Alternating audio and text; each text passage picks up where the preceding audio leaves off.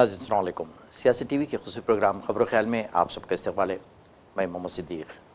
नाज़रीन, जैसा कि जानता है, हमारा एक ख़ुसूसी प्रोग्राम होता है जिसमें हम important news, breaking news, trending news जिसको आप कहते हैं, वो सब लेते हैं, उस पर बात करते हैं। तो ये चलते हैं, कुछ ऐसी न्यूज़ हम लेकर आए हैं जिस पर बात करेंगे। सबसे अहम न्यूज़, जैसा कि आप जानते हैं, गल्फ़ वार जिसके सारी दुनिया मुतासिर हुई थी। ख़ास तौर पे जो है ना पेट्रोलियम अशिया की जो क़िल्लत पैदा हो गई, कीमतें जो है ना इसमें बहुत ज़्यादा हो गई थी, गैस की क़िल्लत पैदा हुई, यानी अमन व अमान सारी दुनिया का मुतासिर हो चुका था। महज़ ये गल्फ़ 2 महीने की गल्फ़ वार जो हुई थी, तो इसमें जो है ना अहम पेशरफ्त हुई है और ईरान और अमेरिका के दरमियान बाज़ाब्ता माहिदे पे दस्तखत हो चुकी है। फ्रांस में वर्साइल्स जो पैलेस है वहाँ पे सदर मैक्रोन की मौजूदगी में फ्रांस के सदर मैक्रोन की मौजूदगी में वहाँ पे दस्तखत हार्ड कॉपी पे कर दिए गए हैं और इसकी कॉपीज़ भी बाज़ाब्ता जो बीच में सालिस करने वाले थे, ख़ास तौर पे पाकिस्तान और ख़तर दोनों के इसके कॉपीज़ भेज दिए गए हैं।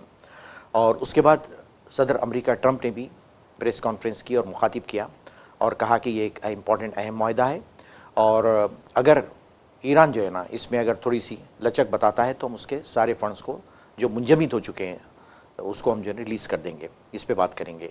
और नहीं, जैसा कि आप जानते हैं कि इसके बाद जो है ना नीट यूजी, जैसा कि आप जानते हैं, इसका पेपर लीक हो चुका था और दोबारा इम्तिहान 21 जून को होने वाला है। इसकी सारी तैयारियां कर ली गई हैं। ख़ास तौर पे जो हमारे एजुकेशन मिनिस्टर है उन्होंने कहा कि अब के बार जो है ना बहुत एहतियात से जो है ना हम मुनक़िद कर रहे हैं और किसी किस्म की कोई लीक होने की उम्मीद नहीं है, सारे इंतजाम कर दिए गए हैं। धर्मेंद्र प्रधान का ये बयान सामने आया है। और दूसरे, जैसा कि आप जानते हैं कि महाराष्ट्र की सियासत में कुछ उथल पुथल हो चुकी है। ख़ास तौर पर जो यूबीटी है, उद्धव ठाकरे की जमात में फूट हो चुकी है और उसके कई अरकान जाके बीजेपी में मिल चुके हैं और कई लापता हैं। तो उसके बारे में संजय रावत ने बयान दिया है, उस पर हम बात करेंगे। और दूसरी चीज़ है कि जैसे कि आप जानते हैं, जैसे ही आपको मालूम हुआ कि ये जंग ख़त्म हो चुकी है, बाज़ाब्ता पीस ट्रीटी हो चुकी है, तो आलमी जो तेल की कीमतें हैं उसमें गिरावट पैदा हो चुकी है, तेल की कीमतें कम होना शुरू हो गई है। लेकिन हिंदुस्तान में हमारे वज़ीर पेट्रोलियम ख़ास तौर पे जो सुरेश गोपी हैं, तो उन्होंने कहा कि अभी इतना जल्दी हम कम करने वाले नहीं हैं। वो अजीब व गरीब मंतिक़ को दे रहे हैं जो है ना, इस पर बात करेंगे जो है ना। तो ये चलते हैं। सबसे पहले जैसा कि आप जानते हैं कि गल्फ़ वार जो हुई थी तकरीबन 2 महीने चली है, इसकी वजह से सारे ना सिर्फ गल्फ़ कंट्रीज़ भर के सारा यूरोप, अमेरिका, हर कोई इससे मुतासिर हुआ, दुनिया सारी। और काफ़ी जो है ना इसमें तबाही भी मची हुई है, काफ़ी जानी व माली नुकसान भी हुआ है। और ख़ास तौर पर आबनाए हरमुज़ को जो बंद कर दिया गया था उसकी वजह से बहुत सारे नुकसानात हुए हैं। इवन हिंदुस्तान के भी जो है ना जहाज़ों पे हमला किया गया और उसके जो जहाज़ के जो अमला है वो भी मारे गए 3 उसमें। और इससे हट के भी जो है ना सारी दुनिया में कई किस्म के मसाइल पैदा हुए। एलपीजी गैस की क़िल्लत पैदा होगी क्योंकि ख़तर पे जो है ना डायरेक्ट अटैक हुआ ईरान का, उसकी वजह से वहाँ का जो प्लांट है वो गैर कारकर्द हो गया, वो काम नहीं कर रहा था।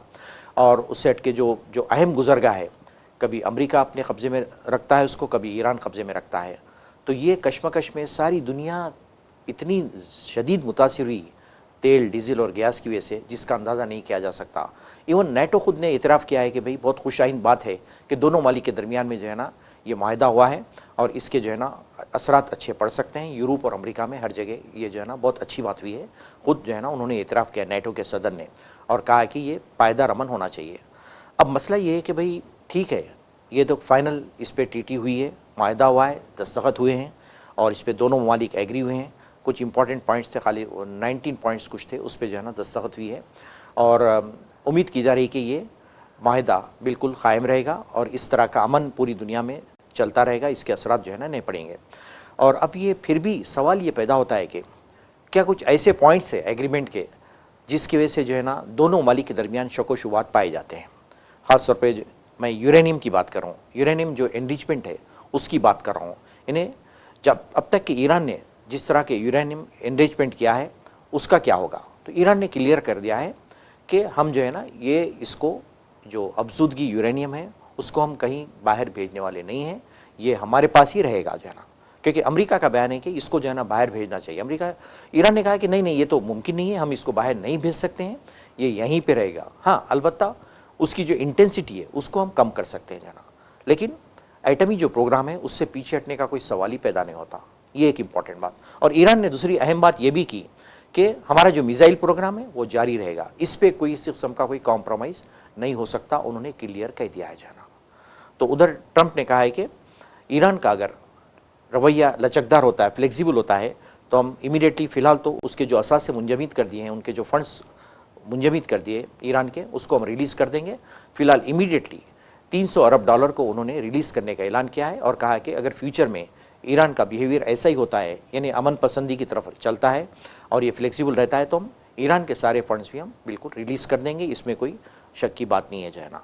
तो अभी भी जो है ना उन्होंने कहा है कि ट्रंप ने कहा है कि अभी भी ख़ास तौर पे जो यूरेनियम की बात है और उस पर हम टेक्निकी चीज़ों पे गौर कर रहे हैं और उस पर भी फाइनल बातचीत होना बाकी है, लेकिन माहदे पे दस्तखत तो हो चुकी है जाना, फाइनल माहदे पे दस्तखत हुई। इसकी हार्ड कॉपीज़ जो मसालत को नींद लगाने बीच में जो रोल अदा कर रहे थे कंट्रीज़, ख़ासतौर पर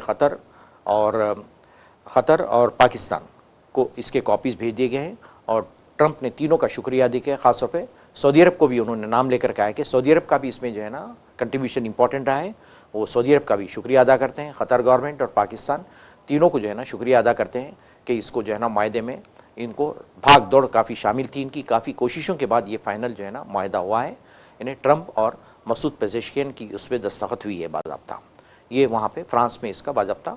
और ये माहदे के दस्तखत होने के साथ ही जैसा कि आप जानते हैं वहाँ पे फ्रांस में इस वक्त G7 का इजलास हो रहा है, तो G7 के इजलास के मौके पे ट्रंप ने भी प्रेस कॉन्फ्रेंस की करके बताया कि भाई ये माहदा हो चुका है, इसके सारे असरात दुनिया में पड़ेंगे और हम उम्मीद करते हैं कि ये जो है ना माहदा हतमी शक्ल का है और ये फाइनल है, इसमें कोई तब्दीली नहीं होगी।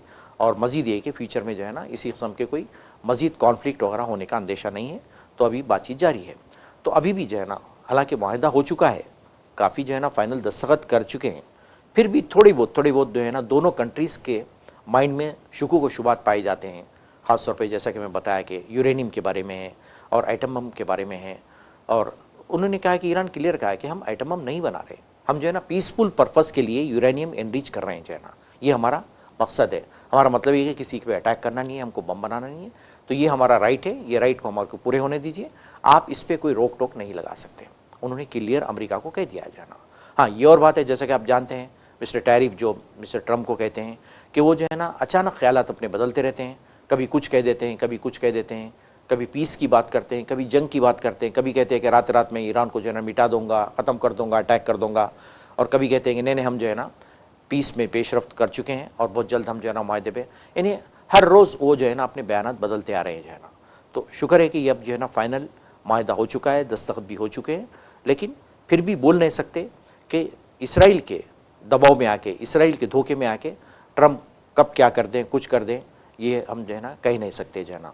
और दूसरी चीज़ है कि हम जो है ना इसको, ये माहदे को, इसराइल की शिकस्त भी हम तस्लीम कर सकते हैं। क्यों? क्योंकि इसराइल जो है ना इसकी जंग की शुरुआत किया था ट्रंप के ज़रिए से, ट्रंप को फोर्स करके जो है ना नेतन्याहू ने जंग की शुरुआत की थी और सारे मिडल ईस्ट को आग में ढकेल दिया था जो है ना।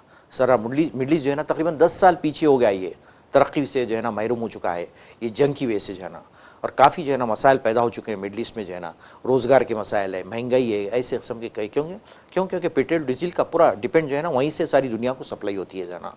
तो महज नेतन्याहू के दबाव में आके, प्रेशर में आके ट्रंप ने ये जंग स्टार्ट की थी, लेकिन अल्टीमेटली जो है ना ये जंग को रोकना पड़ा। और जो है ना अगर देखा जाए तो इनडायरेक्टली जो है ना ये बाज़ाब्ता इसराइल की बहुत बड़ी हार है। इवन हम ये भी कह सकते हैं कि अमेरिका की बहुत बड़ी हार है कि अमेरिका ने ईरान के सामने घुटने टेक दिए हैं और उसको मालूम हो गया कि ईरान से मुकाबला नहीं किया जा सकता। ख़ास तौर पे जो लेटेस्ट जो टेक्नोलॉजी है, मिसाइल्स है प्रोग्राम में, इन्हें इतनी चंद दिन की जंग के अंदर इन्हें तकरीबन अमेरिका की जो माशी हालत है वो तबाह बर्बाद हो चुकी है। वहाँ की आवाम जो है ना कोस रहे हैं ट्रंप को कि तूने अननेसरी ये जंग में कूदा क्यों, जो है ना वहाँ की आवाम कह रही है जो है ना, आवाम खुद कह रहे हैं कि ये शख्स जो है ना गैर ज़रूरी तौर पे जाके जो है ना इसराइल के बहकावे में आके इसने जंग छेड़ी और इसको जो है ना इसमें लाके जो है ना पूरी दुनिया को मुतासिर कर दिया है जो है ना।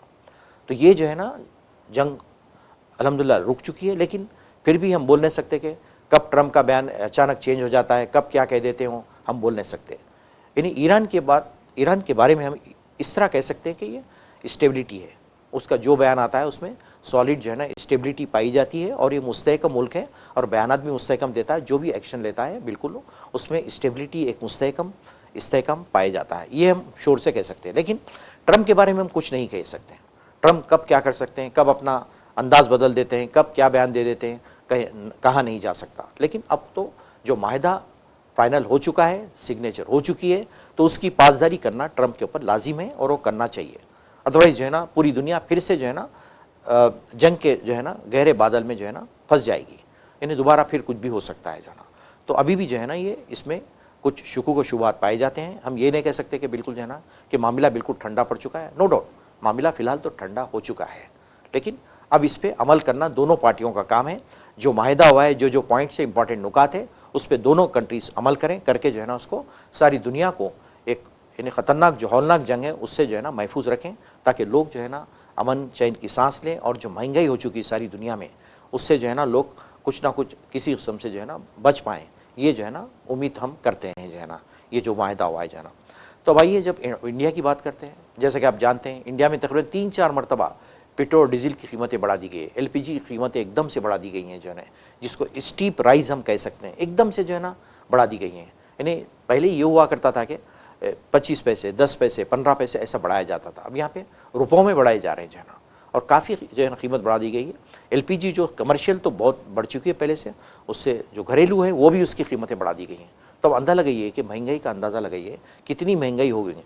और अब फिर वो जो पाबंदी है डीजल की, आप जैसा कि आप जानते हैं कि डीजल जो है ना ट्रक्स को सिर्फ एक दिन में जो है ना 200 लीटर मिल सकता है, जबकि ट्रक्स की ज़रूरत होती है हज़ारों की लीटर में ट्रक्स की ज़रूरत होती है, क्योंकि पूरी जो है ना ऑल इंडिया परमिट होता है, पूरी जो है ना हिंदुस्तान में ट्रक्स फिरते हैं। तो अब अंदाज़ा लगाइए अगर ट्रक्स को डीजल ना मिले प्रॉपरली तो कितना महंगाई बढ़ जाएगी, आप अंदाज़ा लगा सकते हैं। तो इस किस्म के गैर अंदेशाना हरकतों से, पॉलिसियों से हमारी हुकूमत बदनाम हो चुकी है। और अब जो है ना इंटरनेशनल मार्केट में क्रूड ऑयल की जो कीमत है गिरना शुरू हो चुकी है, गिर चुकी है कीमतें सारी पेट्रोल डीजल की गिर चुकी हैं। लेकिन हमारे मिनिस्टर ऑफ स्टेट है पेट्रोलियम के मिस्टर गोपी है, उनका कहना है कि हम इमीडिएटली हम कम नहीं कर सकते। ये अजीबोगरीब मंतिक़ है, दलील है उनकी। हालांकि उनको कहना चाहिए था कि हम हालात को देखते हुए इंशाल्लाह स्लोली हम जो है ना ग्रेजुअली हम कम कर सकते हैं। उन्होंने कहा कि इसका ताल्लुक जो है ना इंटरनेशनल मार्केट से कुछ भी नहीं है, इसके कई चीज़ें देखना पड़ता है, टैक्सेस देखना पड़ता है, इसकी कई जो है ना चीज़ों को हम गौर करना पड़ता है, लिहाजा हम इमीडिएटली कीमतों को कम नहीं कर सकते, उन्होंने क्लियर कह दिया है। यानी बहुत ही बेशर्मी की बात है कि हुकूमत का ऐसा रवैया है। तो अब अंदाज़ा लगाइए कि पब्लिक के साथ जो है ना ये लोग क्या मुंह दिखाने के काबिल है, ये बताइए जाना। यानी उसकी तरफ से इतनी महंगाई बढ़ चुकी है, यानी खाने पीने की चीज़ें हैं, तरकारियाँ, हर चीज़ की कीमतें बढ़ चुकी हैं, लेकिन हुकूमत को कोई चीज़ का एहसास नहीं है। हुकूमत जो है ना तकलीफ़ में देखना चाहती है पब्लिक को, पब्लिक का कोई एहसास नहीं है इनके पास जो है ना। आम अशिया जो रोज़मर्रा की इस्तेमाल की चीज़ें हैं, जिससे बच्चे बूढ़े बड़े हर कोई जो है ना इस्तेमाल करता है, अगर कीमतें बढ़ जाएँ तो आप बताइए तो ये लोग जो है ना पब्लिक को क्या मुँह दिखाएंगे, ये बताइए जाना। बड़े बड़े दावे करते हैं, लेकिन दावे सारे खोखले होते हैं इनके जाना, कुछ भी ये लोग करते नहीं है सॉलिड काम जिससे आवाम को कभी राहत मिल सके। हालांकि वो कह सकते थे कि भाई जबकि जंग रुक चुकी है, मायदा तय हो चुका है, पीसफुल अभी हालात हैं, और ऐसे में हम जो है ना गौर कर सकते हैं इंशाल्लाह बहुत जल्दी हम जो है ना जो कीमतें बढ़ाएं उसको वापस लेंगे, या स्लोली ग्रेजुअली कम करिए। यानी हम ये नहीं करें कि एकदम से आप जो है ना कीमतें गिरा दीजिए, नहीं नहीं नहीं, वैसी बात नहीं है, आप ग्रेजुअली कम कर सकते हैं, क्योंकि इंटरनेशनल मार्केट में क्रूड ऑयल की कीमतें गिर चुके हैं। तो फिर प्रॉब्लम आपको है किस बात का, ये बताइए जरा। तो बताइए कितनी दोगली पॉलिसी है इनकी, कितनी अवाम दुश्मन पॉलिसी से ये गवर्नमेंट की आप अंदाज़ा लगा सकते हैं इससे जाना। यानी अवाम जो है ना, यानी शर्म की बात है कि अवाम जो है ना क्या महसूस कर रहे होंगे कि तुम क्या बयान दे रहे हैं, बताइए। यानी कितनी बेशर्मी से, धड़ल्ले से आप बयान दे रहे हैं कि नहीं नहीं ये हम इमीडिएटली नहीं हो सकता, ये इस किस्म की बातें कर रहे हैं। तो ये जो है ना बहुत ही जो है ना बहुत ही सीरियस मामला है। अगर सोचें आप तो हुकूमत को चाहिए कि फ़ौरन से जो है ना इक़दाम करते हुए, जैसा कि अभी काफ़ी माहिदा हो चुका है, अमन माहिदा, और कीमतें गिरना शुरू हो चुकी हैं। आप यकीन नहीं करेंगे बल्कि सोना और चांदी की कीमतें भी गिरना शुरू हो गई हैं। यानी डेली बेसिस पे कीमतें गिर रही हैं सोने और चांदी। बुलियन मार्केट का अगर आप रिकॉर्ड का जायज़ा लें तो काफ़ी हद तक जो है ना कीमतें गिरना शुरू हो चुकी हैं, और सारिफिन बड़ी राहत ले रहे हैं कि चलो भाई सोना तो सस्ता हो गया, किसी हद तक चांदी भी सस्ती हो गई है। क्यों? क्योंकि जो है ना शादी ब्याह के मामलात में बगैर सोने चांदी की तो शादी होती नहीं है, आपको तो मालूम है जो है ना। तो यानी इंटरनेशनल मार्केट में सोने और चांदी की कीमतें गिरना शुरू हो गई, और पेट्रोलियम अशिया की कीमत गिरना शुरू होगी। लेकिन हुकूमत कहती है कि जो है ना नहीं हम जो है ना कीमत करने तैयार नहीं है, कीमत इसकी कम नहीं करेंगे, ये तो पॉसिबल नहीं है। तो ये जो है ना बड़ा सीरियस मैटर है। बल्कि मैं चाहूँ कि नेक्स्ट जो सेशन है पार्लियामेंट का, जो मानसून सेशन है, उसमें जो है ना ये बात पे इन्हें अपोजिशन की जानिब से हुकूमत को जो है ना चैलेंज करना चाहिए, करके बोलना चाहिए कि भाई ये क्या कर रहे हैं तुम लोग जो है ना। पहले से जो है ना जब इंटरनेशनल मार्केट में इतनी कीमतें गिरी हुई थी तो सब्सिडी क्यों नहीं दी गई, तो क्यों आवाम को परेशान किया जा रहा है, ये सवाल ये पैदा होता है जाना। तो ये जो है ना हम बात कर रहे थे, तो क्योंकि इसका लिंक डायरेक्टली गल्फ वॉर से था, तो हम इसलिए इस ये टॉपिक पे हम बात किए जो है ना। तो चलिए चलते हैं हम जो है ना नीट यूजी की तरफ। यानी नीट यूजी जैसा कि आप जानते हैं पिछले 1-2-3 साल से एक मजाक बना हुआ है। यानी पब्लिक के यानी आवाम जो स्टूडेंट्स है बेचारों की, ये इनकी जानों से खिलवाड़ किया जा रहा है जो है ना। ये लोग रात दिन मेहनत करके लाखों रुपया खर्च करके जो तैयारी करते हैं, फिर पेपर होने के बाद पता चलता है कि पेपर आउट हो गया है, लीक हो गया है। अब बताइए स्टूडेंट्स के जहन पे क्या गुजरती होगी जब उसको मालूम हुआ इतनी मेहनत करने के बावजूद भी कोई आया आके 10 लाख में पेपर लेके खरीद के लेके चले गया। बच्चे खुदकशी कर ले रहे हैं जाना।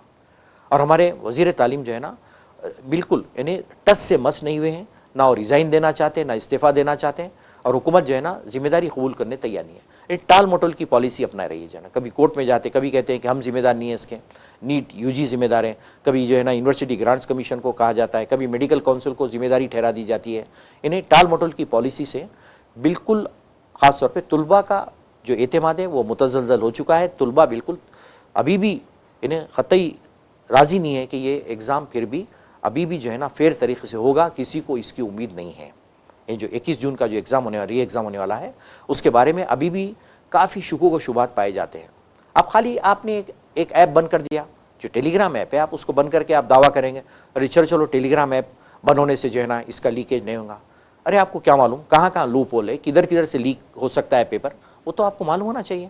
क्यों? क्योंकि पेपर की तैयारी किसकी जिम्मेदारी होती है, पेपर कौन बनाता है, कितने लोग इन्वॉल्व होते हैं इसमें, पेपर के कितने सेट होते हैं, ये सारी जो है ना सीक्रेट्स गवर्नमेंट के पास होती हैं। खासतौर पे मैं वज़ीर तालीम की बात कर रहा हूँ, उनको जानना चाहिए, मालूम होना चाहिए। आप जो है ना जो टेस्टिंग एजेंसी है उसको तो जिम्मेदारी दे दी आपने, टेंडर्स बुलाया उनको जिम्मेदारी दे दी है, लेकिन सवाल पैदा होता है कि ये प्रोसेस से गुजरने के लिए कितने लोग जिम्मेदार हैं। यानी आप जो है ना चंदे को पकड़ के जो है ना पुलिस में जो है ना केस बुक करके आप सीबीआई के हवाले कर दे कि आप सुकून से बैठे हुए हैं, चलो ये केस हम सीबीआई के हवाले कर दिए, लेकिन आपको क्या मालूम कि कब क्या होगा, फिर से दोबारा क्या होने वाला है, आपको मालूम है? क्यों? क्योंकि बड़ी बड़ी बासर शख्सियत इसमें शामिल हैं जो अपने बच्चों को जो है ना एडमिशन के लिए ये लोग जो है ना पेपर लीक करवाते हैं, अपने बच्चों को एडमिशन दिलाते हैं। एक साहब जो है ना उन्होंने ये पेपर ख़रीदा, लाखों में ख़रीदा अपने बच्चे के लिए, लेकिन वो बच्चा क्वालिफाई भी नहीं हुआ। ये तो पेपर ऐसी न्यूज़ आ रही हैं काफ़ी, देखें अजीब अजीब जो है ना मजाक बन गया है जो है ना। कोटा जो सेंटर है वहाँ पे पेपर लीक हो जाता है, वहाँ के पढ़ाने वाले इंस्टीट्यूट के जो है ना जो इंस्ट्रक्टर्स हैं, जो टीचर्स हैं, लेक्चर्स हैं, वो लोग जो है ना लीक आउट कर दे रहे हैं। क्यों? क्योंकि जो है ना उनको जो है ना पेपर बनाने के लिए, पेपर सेट करने के लिए उनको बुलाया जाता है, पेपर वो लोग बनाते हैं, तो लोग कॉपी करके स्टूडेंट्स को, अपने अपने खास स्टूडेंट्स को जो है ना लीक आउट कर दे रहे हैं जो है ना। तो इतना यहाँ पे जो है ना सब अपनी अपनी चल रही है, अपने अपने फ़ायदे के लिए सब। ये पूरी बाज़ाब्ता एक मिशनरी बनी हुई है, चाहे आप उसको जो है ना सारे इंस्टीट्यूट जो चलते हैं, चलाए जाते हैं, ये जो नीट कोचिंग सेंटर्स है उनका इन्वॉल्वमेंट बोलिए, या चाहे पेपर सेट करने वाले गवर्नमेंट के जो है जो जिम्मेदार है उनकी जो है इन्वॉल्वमेंट बोलिए, यानी पूरी ये खिचड़ी बनी हुई है सारी जाना। तो सवाल पैदा होता है कि हुकूमत कर क्या रही है। यानी ये इतना बड़ा इम्तिहान होता है, इवन बाहर के कंट्रीज़ में भी जो है ना ये कंडक्ट किया जाता है सेम टाइम पे।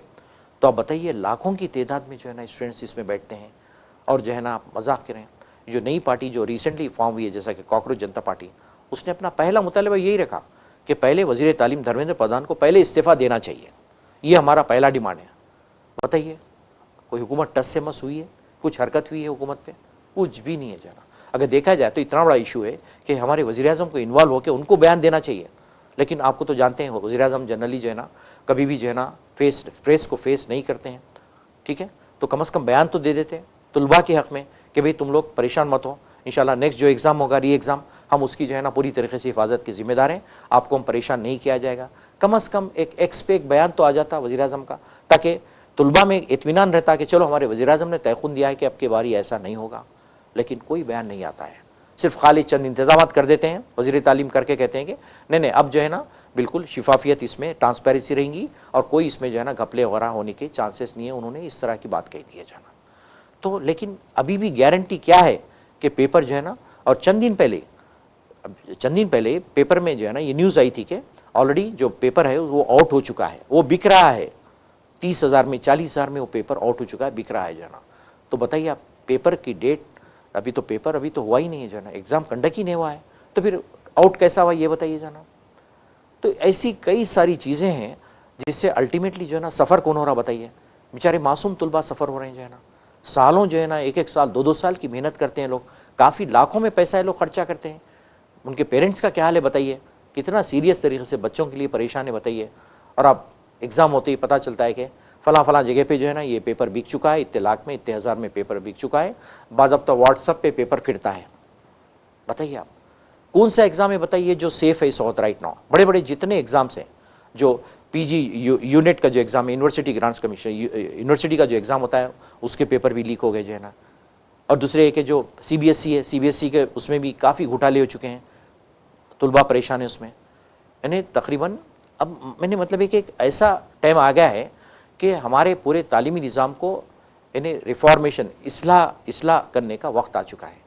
अब इसमें कौन करेगा, क्या करेगा, किसका कंट्रीब्यूशन रहेगा, ये तो जो है ना अल्लाह ही बेहतर जानता है। लेकिन अब टाइम आ चुका है कि बहुत ही रेडिकल तरीके से इसमें चेंजेस, असलाहत लाने की ज़रूरत है हमारे को।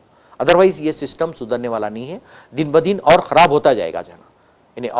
यानी ख़ास तौर पर जो पब्लिक सर्विस कमीशन के एग्ज़ाम्स हैं, जॉब्स के लिए जो एग्ज़ाम कंडक्ट करते हैं हर स्टेट में, कितना असर होता है बताइए। उसके पेपर बिक जाते हैं, पुलिस में भर्ती होती है उसके पेपर जो है ना बिक जाते हैं जो है ना।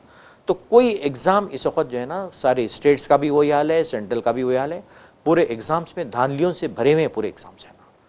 यानी उम्रें ढलती जा रही हैं बेचारे स्टूडेंट्स की, जॉब के इंतज़ार में उम्रें ढलती जा रही हैं, लेकिन कोई भी जो है ना हुकूमत की तरफ से कोई भी पहल नहीं है ताकि इसमें जो धांधलियाँ उसको कंट्रोल किया जाएगा। तो कंट्रोल कौन करेंगे, सवाल ये पैदा होता है। यानी मिनिस्ट्री तो मौजूद है, कई के लिए मिनिस्ट्री, यानी खाली शो के लिए मिनिस्ट्री मौजूद है, तालीम की जो मिनिस्ट्री है उनका काम यही है खाली, लेकिन इसकी जिम्मेदारी कौन लेगा ये बताइए जरा। या तो फिर एक अलग मिनिस्ट्री एक बनाना चाहिए जिसका काम ये होगा कि जो है ना ये जो इस किस्म की धांधलियाँ हो रहे हैं वो लोग जो है ना उसको टेक केयर करें और जो असलाहत लाएँ, जो इसमें खामियाँ हैं उसको दूर करें। कौन करेगा ये बताइए? कोई जिम्मेदारी कोई लेने के लिए तैयार नहीं है, ना कोई आगे आते हैं, ना कोई बयान देते हैं। बेचारे तुलबा परेशान है, मासूम बच्चे परेशान हैं। बताइए आप जाना, जो पढ़ने वाले ख़ास तौर पे उनकी बात कर रहा हूँ, जो हार्डवर्क स्टूडेंट्स हैं वो लोग बेचारे, उनका क्या है बताइए, बेचारे परेशान हैं, उनके माँ बाप परेशान हैं। तो ये जो है ना बहुत बड़ा इशू है, ये इतना छोटा मोटा मामला नहीं है जिसको हम जो है ना इग्नोर कर सकें और ये कह करके कर सकें कि जो है ना कि ये नहीं कोई बात नहीं है, ऐसा नहीं है, ये इट्स ए सीरियस मैटर। और जहाँ तक जी कॉम्पिटिटिव एग्जाम्स का है, यानी जॉब्स का, कॉम्पिटिटिव एग्जाम्स का है, पब्लिक सर्विस कमीशन की तरफ से जो एग्जाम्स होते हैं उसका ताल्लुक तो बिल्कुल ज़िंदगी से, आपके रोटी रोज़ी से जुड़ा हुआ है। यानी जॉब के लिए जो एग्ज़ाम कंडक्ट होते हैं उसका ताल्लुक क्या है बताइए? आप खामोखा जो है ना एज में रिलैक्सेशन देते आ रहे हैं, लेकिन ये नहीं देख रहे हैं कि भाई जॉब प्रोवाइड करिए। क्या बुढ़ापे में उसको 40 साल 45 साल में जॉब देंगे, फिर 60 ईयर्स में उसको रिटायर्ड कर देंगे, तो बताइए उसकी सर्विस कितनी हुई है? अगर आप किसी को 40 साल उम्र में अगर उसको जॉब प्रोवाइड करते हैं और उसको 55-60 के अंदर रिटायर्ड करते हैं, तो आप खुद अंदाजा लगा सकते हैं कि उसका सर्विस का पीरियड क्या होगा बताइए। यानी आधी उम्र तो ढल चुकी है उसकी जाना, इंतज़ार में बैठे बैठे बैठे कब एग्ज़ाम होगा, कब जॉब मिलेगी, क्या है जाना। और जब जॉब कंडक्ट होती है 5 साल में एक दफ़ा मुश्किल से जॉब्स के जो है ना डिक्लेरेशन आता है, एग्ज़ाम कंडक्ट होते हैं, उसके बाद फिर मालूम होता है कि पेपर लीक हो गया, उसमें सारे घपले हो गए, चलो वो जो पूरा जो है ना एग्ज़ाम कैंसिल हो जाता है। तकरीबन हर स्टेट का वही हाल है। तो इसके लिए कौन जिम्मेदार है इसमें? और मेरा जहाँ तक ख्याल है, मेरा अपना पर्सनल ख्याल है, ये मामला जब तक सुधरने वाला नहीं है जब तक कि पॉलिटिकल इंटरफेरेंस इसमें ना हो। इसके लिए सिर्फ तालीमी एक्सपर्ट्स, माहिरीन तालीम और जो काबिल तरीन लोग हैं, संजीदा लोग हैं, उनका इन्वॉल्वमेंट ज़रूरी है और हो के वो लोग जो है ना इसमें असलाहत ला सकते हैं। वरना गवर्नमेंट से हमको कोई उम्मीद नहीं है कि गवर्नमेंट इसमें कुछ रिफॉर्मेशन लाए। ये सिस्टम में ये सुधरने वाला नहीं है, ये मुसलसिल और ख़राब होता ही जा रहा है, इसमें कोई तब्दीली की उम्मीद नहीं है। और बेचारे अल्टीमेटली कौन जिम्मेदार, कौन है अल्टीमेटली? सफ़र कौन हो रहा? अल्टीमेटली कैंडिडेट ही हो रहा, जो उम्मीदवार है उन्हें सफ़र हो रहा। और आप जो है ना फिर दूसरे कि जब जॉब्स की जब बात आती है तो आप जो है ना कभी कभी क्या करते हैं, आप जो है ना जो गलत पॉलिसी वो बता रहा हूँ गवर्नमेंट की, आप जो है ना एज में रिटायरमेंट की एज बढ़ा देते हैं। तो बेचारा वो बैठा हुआ है, उन्हें बूढ़ा हो जा रहा, उसका तो ख्याल करिए आप, है ना। आप रिटायरमेंट 50 से 60 कर दिए, 60 से 65 कर देते हैं। तो मतलब ये कि अब जो आ रहा है नया कैंडिडेट उसके लिए कोई चांसेस नहीं है। जब उन्हें रिटायर्ड होएगा, बूढ़ा हो जाएगा, तो उन्हें उसके बाद फिर इसको लाइन में आना पड़ेगा और फिर आप इसको एज रिलैक्सेशन दे रहे जाना। अच्छा, सबसे बड़ा इसका ड्रॉबैक अगर आप देखें और करेंगे, अब यंग जो बच्चे हैं निकल के आ रहे हैं यूनिवर्सिटी से, ग्रेजुएट निकल के करके आ रहे हैं जो है ना, वो तो यंग होते हैं जिनकी एज हार्डली जो है ना 25 और 30 के बीच में होती है उनकी एज जो है ना। तो अब इनका मुकाबला होगा वो 40 साल वाले से, तो लाजमी बात है वो 40 साल वाला जो है उन्हें जो है ना उन्हें वो जीत लेगा और ये बच्चा जो है ना नाकाम हो जाएगा। तो नाज़रीन, इस किस्म की चीज़ें हैं जिस पे हमको और करने की ज़रूरत है। नाज़रीन, हम चलते चलते महाराष्ट्र का जो यूबीटी का क्राइसिस है उसके बारे में चलेंगे, उद्धव ठाकरे का। जैसा कि आप जानते हैं कि बीजेपी सरकार जो है ना पार्टी तोड़ने जोड़ने में काफ़ी माहिर है जो है ना। तो संजय रावत ने कहा कि इसमें जो है ना बीजेपी का अमित शाह का हाथ है, जिसकी वजह से जो है ना उद्धव ठाकरे की पार्टी के कई अराकीन जाके जो है ना बीजेपी में मिलने के लिए रेडी हैं और उन्होंने बाज़ाब्ता शोकॉज नोटिस भी इशू किए। और उन्होंने संजय रावत ने यह भी कहा है कि इसमें सुप्रीम कोर्ट भी जिम्मेदार है, सुप्रीम कोर्ट भी किसी हद तक जिम्मेदार है, क्योंकि वो भी बीजेपी के साथ मिलकर काम कर रही है, वरना अदरवाइज जो है ना इतना बागियाना ये जो हरकतें हो रही है नहीं होती जो है ना, इन्हें पार्टी छोड़ के जो जा रहे हैं ये नहीं होता था जो ना। अगर सुप्रीम कोर्ट की जानिब से कुछ स्ट्रिक्ट जो है ना कानून ऐसा बनाया जाता कि पार्टी छोड़ने के लिए, तो ये लोग हरगिज छोड़ते रहते, लेकिन इनको जो है ना पैसे की लालच दे के बाज़ाब्ता पार्टी में शामिल किया जा रहा है।